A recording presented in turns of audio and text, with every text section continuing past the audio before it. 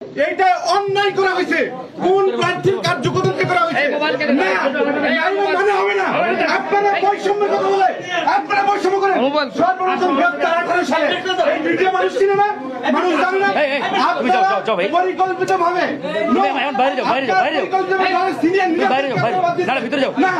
আমার গাজীপুরে তুমি বাইরে যাও আমার সঙ্গে অন্য মানুষের আমি ঘোষণা হবে, আমি যাব না। আমার নেতাকর্মী গাজীপুর থেকে আসতেছে, আপনারা অবৈধভাবে এই সংগঠনের স্থায়ী কমিটির মেম্বার সর্বপ্রথম গ্রেফতার মাহমুদুর রহমান খান রাশিদ খানের সাথে আজকে অপারেশন অন্য মানুষের পূর্ব পর্যন্ত আপনি অবৈধ প্রার্থী মানবো না, কেউ মানবে না। আপনার তুমি ভিতরে আসো ঘোষণা হবে তো না, আমাকে চিনে না, আমাকে চিনে না মিডিয়া। ওনার সাথে আন্দোলন আমি ঢাকা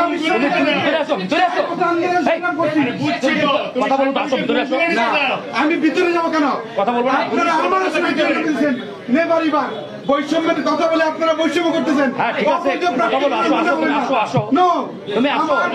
আমার লোকাল আমি সর্ব না তোমার করতেন কেন করছেন? আমি 6 বছর আপনারা সামনে পারবেন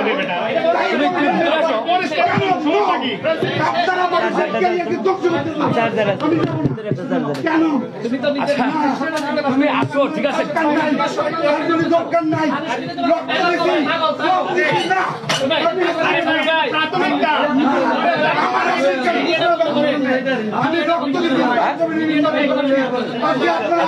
ঠিক আছে আপনার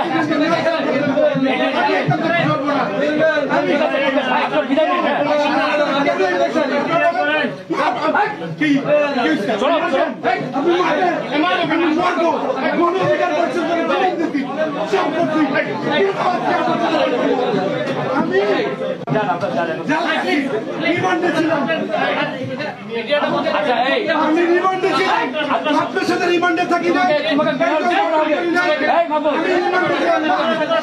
আমার নেতা কর্মী আছে। তুমি আসো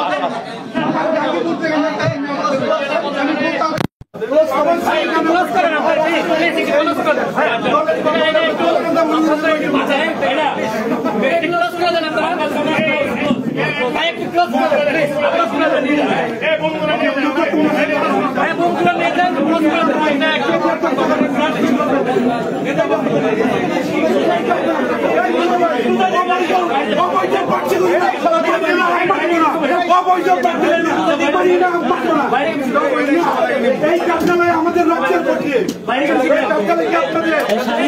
আমাদের এই সাংবাদিক ভাইরা এখন যেটা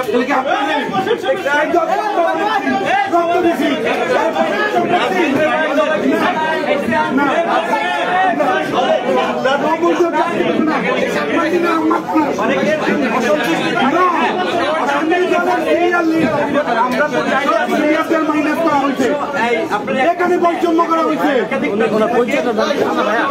একজন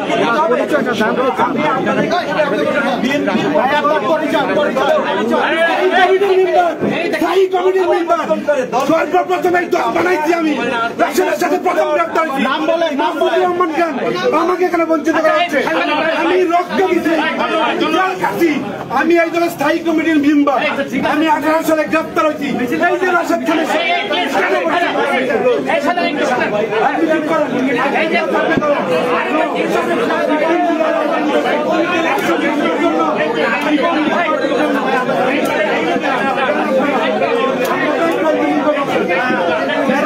অন্যায় করছে, একজন মন্ত্রী ঘোষণা দিল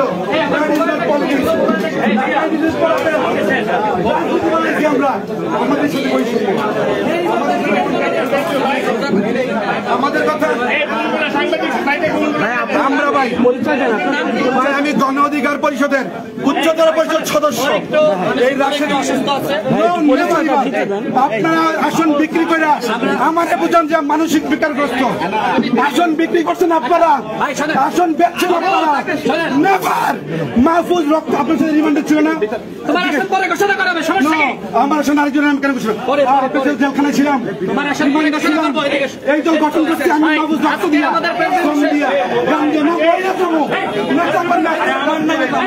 মরবো বানাইছি না মহিলা যাবো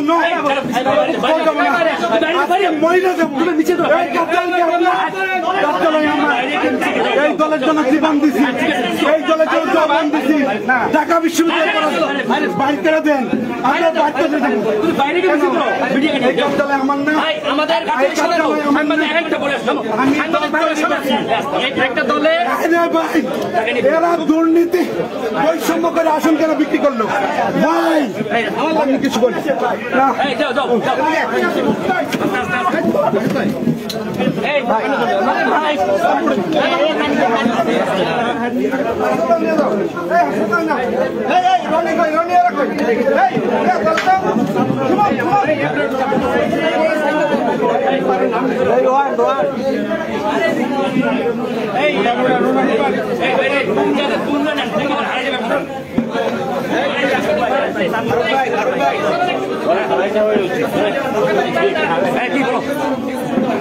বুম লাগে না বুম লাগে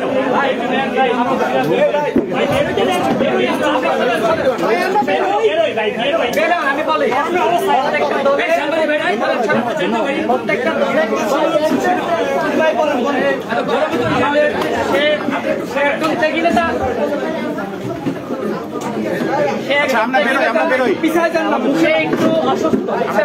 একটু অসুস্থ আছে যে কারণে আসলে যে আচরণ করেছে আমরা প্রাথমিক ধাপে এই আসন আমরা ঘোষণা করেছি আমরা এরপরে দ্বিতীয় ধাপে আসন ঘোষণা করব তো আমরা আসলে এই ঘটনার জন্য অত্যন্ত অনাকাঙ্ক্ষিত আপনারা মিডিয়ার ভাইরা এখানে ছিলেন আমরা দ্বিতীয় ধাপে সে সহ অন্যদের আসন আমরা ঘোষণা করব আজকে যে অনাকাঙ্ক্ষিত আচরণ হয়েছে এটা অপ্রত্যাশিত এই ধরনের বিশৃঙ্খলার জন্য আমরা দুঃখ প্রকাশ করছি সাংবাদিক ভাইরা আমাদের প্রেস ব্রিফিং আগেই শেষ করেছি আপনারা আজকের এই প্রেস ব্রিফিং শেষ আপনারা মানে শেষ করে দিতে ভালো হয়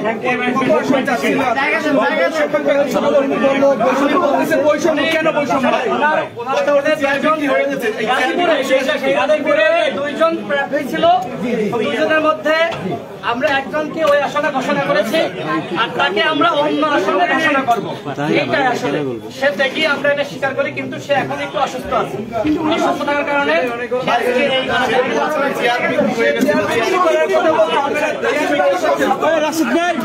আসন বিক্রি করে আমি কোন অসুস্থ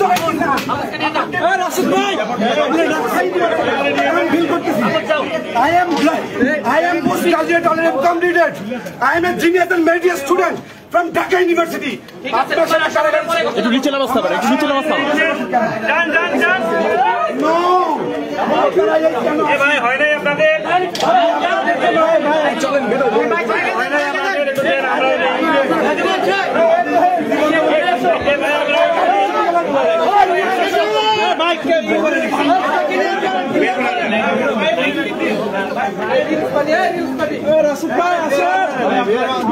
আমাদের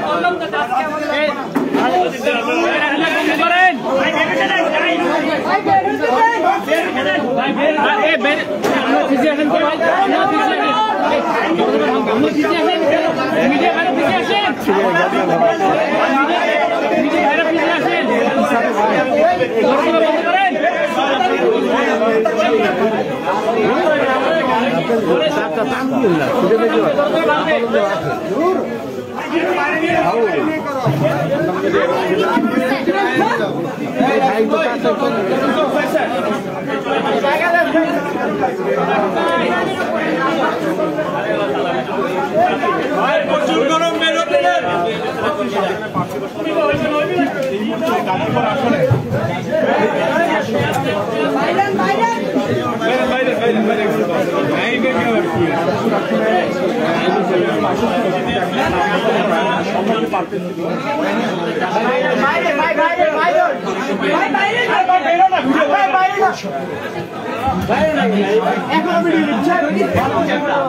আস্তে আস্তে বের হয়ে গেলে একটু সমস্যা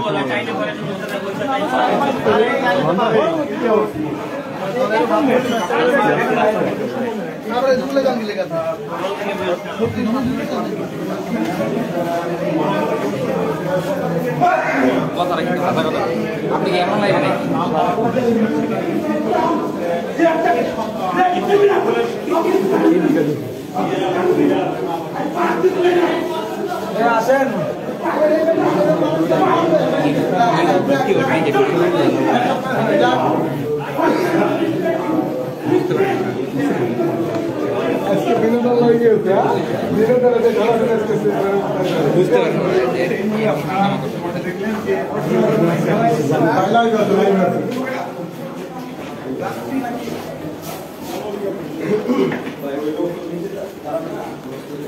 আমরা কিন্তু দেখতে পাচ্ছি যে কিছুক্ষণ আগে গণ অধিকার পরিষদের জরুরি সংবাদ সম্মেলন শেষে এই প্রার্থিতা ঘোষণা নিয়ে মূলত এখানে এক প্রার্থী তার নাম ঘোষণা না হওয়াতে তিনি কিন্তু এই তুলকালাম যে কাণ্ড সেটি ঘটিয়েছেন এবং আমরা এখনও আপনাদেরকে দেখানোর চেষ্টা করবো যে এই মুহূর্তে আমরা কিন্তু দেখতে পাচ্ছি যে এই তাকে কিছুক্ষণ আগে কিন্তু আমরা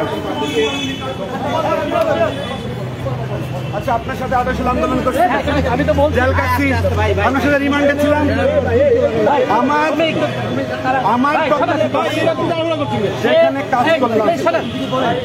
সে একজন ত্যাগী নেতা, আমরা অস্বীকার করছি না। আমি স্থায়ী কমিটির মেম্বার। আর একজন বলেন, আমি আবার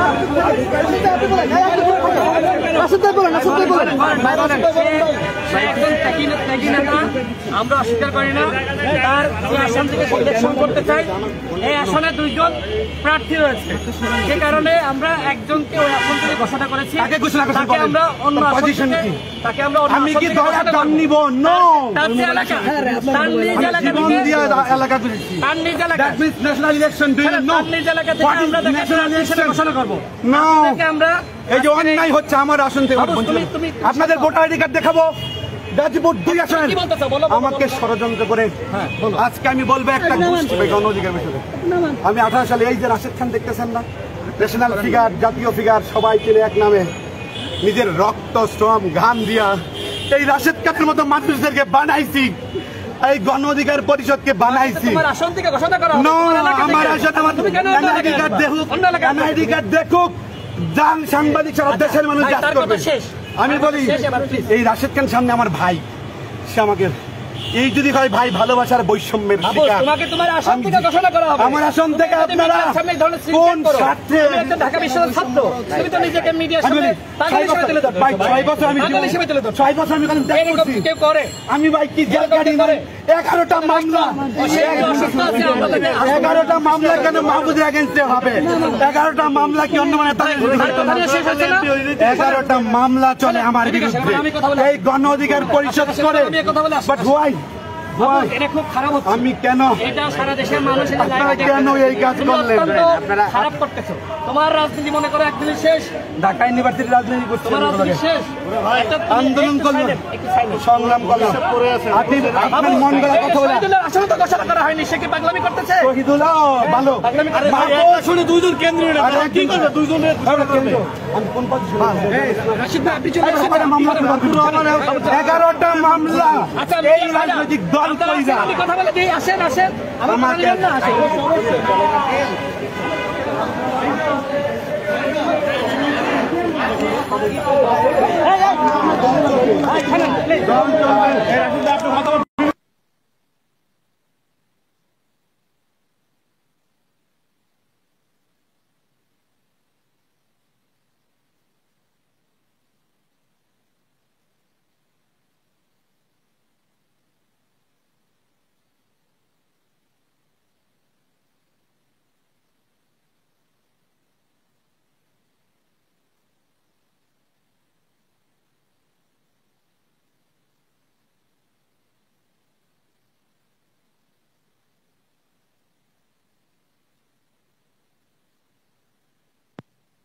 নেতা জেল খেটেছে, রিমান্ডে ছিল, সব স্বীকার করি, কিন্তু তার যে এলাকায় জন্ম সে ওই এলাকা থেকে ইলেকশন না করে অন্য এলাকায় ইলেকশন করতে চায়। আমরা এর জন্য তাকে বলেছি যে তুমি তোমার এলাকা থেকে ইলেকশন করো। আমি শেষ করি।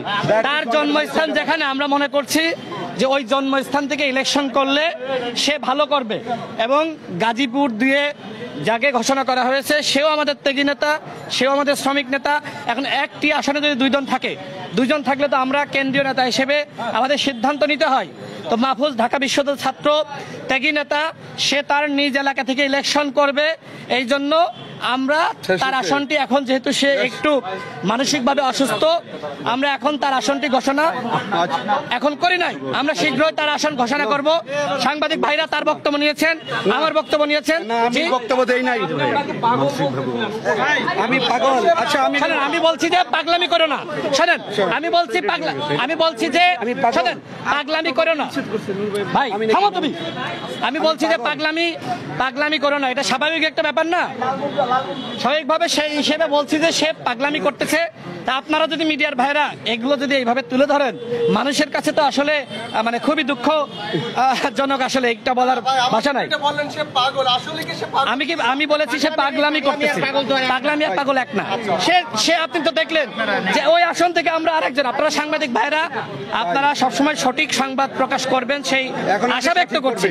এগুলো মানুষ দেখতে চায়, শোনেন, এগুলো মানুষ দেখতে চায়, দর্শক বাড়ে, আমরা বুঝি, কিন্তু এই ধরনের সংবাদ আপনারা দেখছেন, এগুলো আসলে প্রকাশ করলেও মানুষ আসলে বিভ্রান্ত হয়। আমরা আজকে আপনাদের অনুরোধ করছি যে এই সংবাদ শেষ হয়েছে, আপনারা কাইন্ডলি শেষ করেন। Journalism is the custodian of public interest. জনগণের জনস্বার্থে জার্নালিজম কাজ করে। I am the student from Dhaka University and right now I am running on my MPhil and I am the student of I am the student of আমাকে বহিষ্কার করবেন, আমি রাজনীতি করব না, বাংলাদেশের রাজনীতি আজকে পাগলামি করতে না, ঠিক আছে? আমি একটু প্লিজ, I am not আমাকে সে কি ঢাকা বিশ্ববিদ্যালয় না? শহীদ তোমার বিরুদ্ধে মামলা করা, চুপ কর, মামলা করা। সে কি ঢাকা বিশ্ববিদ্যালয় না? ভাই আমারও ত্যাগ আছে ভাই। আজকে আমি পাগল না, আমি পাগল নাই বলতে পারবো, আমি পাগল কিনা শুনেন, আমি পাগল কিনা, I am not right now at all, আমি পাগল না, কিন্তু আমাকে আপনারা এরকম করেন কেন হবে? সংসদ 2 আমার এনআইডি কার্ড আছে। মাহমুদ ভিতরে চলো, ঠিক আছে ভাই ভাই ভাই, আপনারা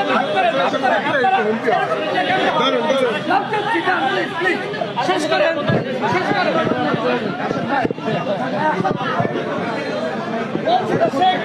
মানসিকভাবে আমি অসুস্থ না, আমাকে কেন মানসিকভাবে রোগী বানাতে যাচ্ছে? আমরা কিন্তু দেখতে পাচ্ছি যে ওই প্রার্থীকে এই মুহূর্তে ভিতরে নিয়ে যাওয়া হচ্ছে, অর্থাৎ ইতিমধ্যেই কিন্তু গণ অধিকার পরিষদ সবাই আসেন না, সবাই আসেন।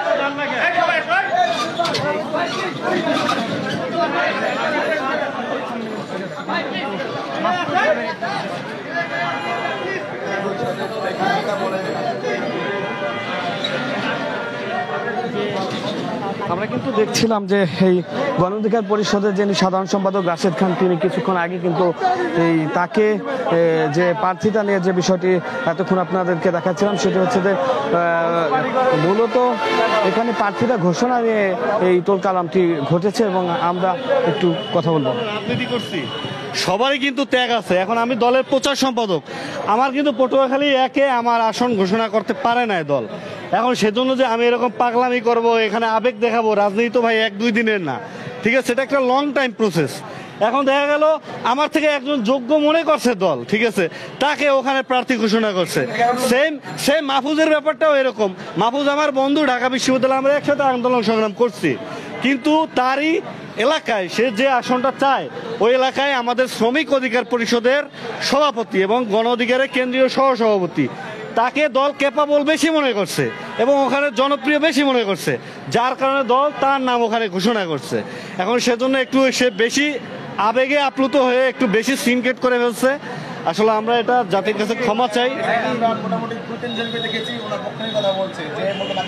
না, এইটার বিষয়টা আমি বলি, এখানে প্রার্থী হলো 36, আমি বলি জুলাই 36কে ধারণ করে, যেহেতু 36 জনের নাম ঘোষণা করছে। এখন আমাদের দলে দেখা গেল যে 50 জন আছে এরকম হেভি ওয়েট, হ্যাঁ, যারা এলাকায় অবস্থান ভালো। এখন 36 জনের নাম ঘোষণা করছে, যার কারণে এটা বাদ পড়ছে। যদি সেই ঘোষণাটা 50 হইতো বা 100 হইতো, তাহলে কিন্তু ওই যে 2-4 জনের কথা আপনি বললেন, তাদের ওই ক্ষোভটা থাকতো না। এই জন্য ক্ষোভটা যে 36 জনের ভিতরে তাদের নামটা আসে নাই। পর্যায়ক্রমে দল বলছে যে এরকম ধাপে ধাপে সবার নাম ঘোষণা করা হবে। এই না, আসলে এটা আমাদের সেক্রেটারি একটু বেশি বলে ফেলছে। সে কেন অসুস্থ হবে? সে ঢাকা বিশ্ববিদ্যালয়ে একজন রানিং শিক্ষার্থী থাকা অবস্থায় এই অভ্যুত্থানে সে সর্বোচ্চ পরিমাণ ত্যাগ স্বীকার করছে, সে কারাবরণ করছে, সে সর্বপ্রথম এই কোটা সংস্কার আন্দোলনের একজন ব্যক্তি যে প্রথম কারাবন্দী হয়েছে। তো সে পাগল হবে কেন? আসলে বিষয়টা সে আসলে আমার মনে হয়, আমার যেটা ব্যক্তিগত ওপিনিয়ন, সে একটু বেশি করে ফেলছে। হ্যাঁ, সে একটা জায়গা থেকে এমপি ইলেকশন করতে চায়, ঠিক আছে, তার যদি ক্যাপাসিটি থাকে সে স্বতন্ত্র করে ওখানে তার অবস্থান জানান দিক। হ্যাঁ, কিন্তু মিডিয়ার সামনে এসে এটা আমি মনে করি এটা একটা সিন ক্রিয়েটার মতো একটা সে কাজ করছে, বা নিজেকে ভাইরাল করার জন্য এটা হইতে পারে। সে আমার বন্ধু, সে এটা একদমই ভালো করে নাই। এটা আমি মনে করি দলের যে ভাবমূর্তি, এটা আমাদের অনেক ক্ষুণ্ণ হয়েছে এই ঘটনায়। না, এখানে বাণিজ্যের কিছু নাই ভাই। এখানে যারা নাম এই যে 36 জনের ঘোষণা হয়েছে সবাই কিন্তু আমাদের দলের একদম পদপ্রাপ্ত নেতা, ঠিক আছে, সবাই এখানে পরীক্ষিত নেতা। এখানে এমন না যে কাউকে আমরা এনে তারপর একজন ব্যবসায়ীকে এনে তারপর প্রার্থী ঘোষণা করে দিয়েছে, এরকম কোনো বিষয় না। দেখেছি যে দলের নেতাদের ভিতরে অনেক বৈষম্য করা হয়েছে মনোনয়ন বাণিজ্যের যে ব্যাপারটা। আপনাদের দল একটি বড় দল হতে যাচ্ছে, রাজনৈতিক বিষয় নিয়ে সামনে নির্বাচনকে মনোনয়ন বাণিজ্যের কোনো রূপ দেখেন না ভাই, এখানে মনোনয়ন বাণিজ্যের ন্যূনতম কোনো অভিযোগ এখানে কেউ দিতে পারবে না। কেননা এখানে যারা 36 জনের নাম ঘোষণা হয়েছে সবাই হচ্ছে দলের একদম অ্যাক্টিভ যে নেতৃবৃন্দ, তারা তো অ্যাক্টিভ নেতৃবৃন্দ তো আসলে টাকা পয়সা দিয়ে নমিনেশন নিতে হয় না। হ্যাঁ, এটা তো তার প্রাপ্তি, সে নিয়েছে। হ্যাঁ, যদি বাইরে কেউ এসে নমিনেশন নিয়ে যেত 36 জনের মধ্যে, তাহলে সেটা প্রশ্নটা তুলতে পারতেন আপনারা।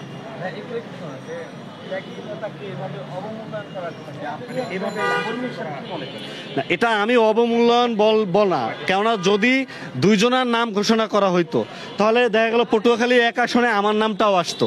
দল যেহেতু এটা নীতিগতভাবে সিদ্ধান্ত নিয়েছে প্রত্যেক আসনে একজন করে প্রার্থী ঘোষণা করবে, যার কারণে কিন্তু আমার নিজের আসনটাও কিন্তু আমার নামটা আসে না, ওখানে অন্য একজনকে প্রার্থী দেওয়া হয়েছে। ওখানে আমি দলের সর্বোচ্চ একজন নেতা, প্রচার সম্পাদক, আমার নাম কিন্তু আসে না পটুয়াখালীকে। তার মানে আমি কিন্তু সিনগেট করি না। আমি মনে করি ক্যাপাবল, আমি যদি মনে করি যে এলাকার জনসমর্থন আছে, আমি সেটা স্বতন্ত্র নির্বাচন করতে পারি। দল যদি আমাকে না দেয়, হ্যাঁ, দল যদি আমার বিরুদ্ধে ব্যবস্থা নেবে, তার মানে এই না যে আমার মিডিয়ার সামনে এসে তারপর আমাকে এখানে প্রমাণ করতে হবে যে না আমি দলের অনেক ত্যাগী নেতা। হ্যাঁ, তারপর এখানে সিনগেট করতে হবে। এটা তো আসলে একদম আমাদের দলের ভাবমূর্ত ক্ষতি হয়েছে এর মাধ্যমে। আমি এজন্য আসলে জাতির কাছে ক্ষমা চাই, এটা একদমই ঠিক কাজ করে না। ধন্যবাদ।